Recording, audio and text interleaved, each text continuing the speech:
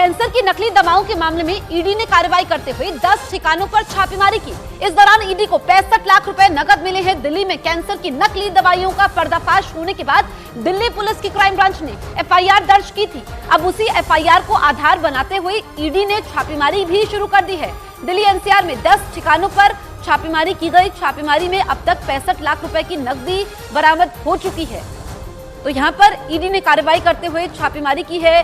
Cancer की नकली दवाओं का मामला दिल्ली एनसीआर में 10 ठिकानों पर छापेमारी की गई है और कैश भी बरामद किया गया है। अब तक आप ये समझिए, जो छापेमारी हुई है उसमें ईडी को 65 लाख रुपए का कैश मिला है।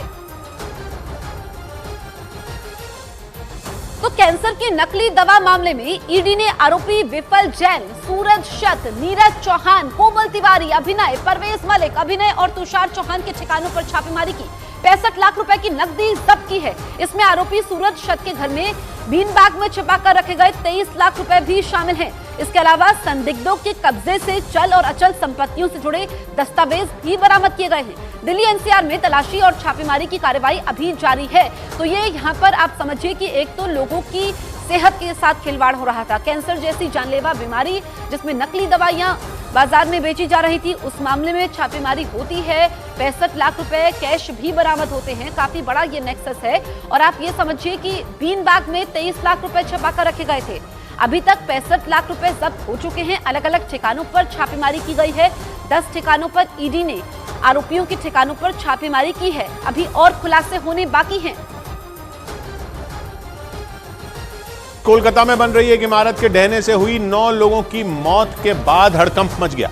इस इमारत को अवैध तरीके से बनाने का आरोप लगाया गया, जिसके बाद बीजेपी युवा मोर्चा के कार्यकर्ता सड़कों पर उतर आए और कोलकाता नगर निगम के मुख्यालय के बाहर प्रदर्शन किया। पश्चिम बंगाल में हो रहे अवैध निर्माण के खिलाफ प्रदर्शन करने पहुंचे बीजेपी युवा मोर्चा के कार्यकर्ताओं ने जमकर नारेबाजी की। हाथों में पोस्टर और बैनर लेकर पहुंचे सैकड़ों कार्यकर्ता उस मुख्यालय के बाहर डटे रहे और अवैध निर्माण के खिलाफ तुरंत एक्शन लेने की मांग की। इसके साथ ही पश्चिम बंगाल के राज्यपाल भी हादसे वाली जगह पर पहुंचे और वहां मौजूद अधिकारियों से पूरे मामले की जानकारी ली।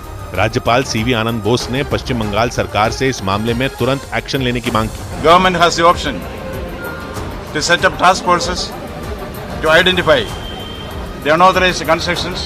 इससे पहले पश्चिम बंगाल की मुख्यमंत्री ममता बनर्जी भी घटनास्थल पर पहुंची थी। इस दौरान उनके सिर पर पट्टी बंधी हुई थी। कुछ दिन पहले ही ममता बनर्जी के सिर पर चोट लगी थी, जिसकी वजह से उन्हें अस्पताल में भी भर्ती होना पड़ा।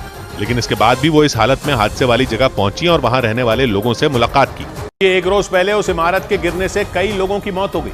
बताया गया कि देर रात करीब 12 बजे हुए इस हादसे से वहां चीख पुकार मच गई, क्योंकि उस इमारत के मलबे के नीचे 10 से ज्यादा लोग दब गए। बन रही उस इमारत के अचानक गिरने से वहां हड़कंप मच गया। इसके बाद वहां तुरंत रेस्क्यू ऑपरेशन चलाया गया और मलबे के नीचे दबे ज्यादातर लोगों को बाहर निकाल लिया गया। वहां रहने वाले लोगों ने आरोप लगाया कि उस इमारत का अवैध तरीके से निर्माण किया जा रहा था। यही वजह रही कि वहां अचानक इतना बड़ा हादसा हुआ और कई लोग उसकी चपेट में आ गए।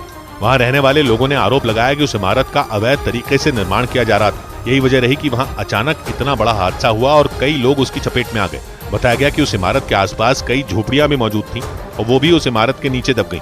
वहां से हादसे के बाद की जो तस्वीरें आई, उनमें लोगों की भारी भीड़ दिखाई दी और सभी लोग उस इमारत के मलबे के नीचे दबे लोगों को निकालने में जुटे थे। पुलिस के मुताबिक इस हादसे में कई लोगों की मौत हो गई।